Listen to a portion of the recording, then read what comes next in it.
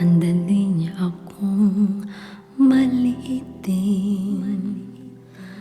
Sa mga salita pa lamang niya, kayang-kaya niya akong durugin.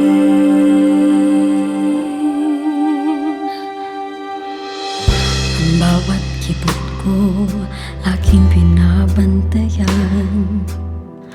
Anumang gawin ko, laging may kulang.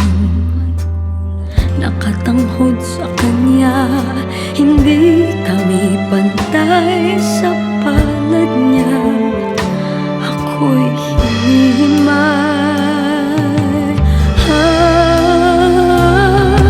Magkahalong takot at kaba ang nararamdaman.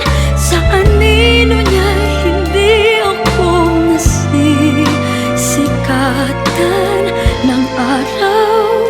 Wala akong araw. Sa mga salita pa lamang niya, kahit napabulong nakakalatay. Tenga man ay takpan, naririnig pa rin anim na taon. Di na ako nasanay sa mga salita pa lamang niya. Ako'y pinapasa sa mga salita pa lamang niya. Ay kayang-kaya niya akong durugin.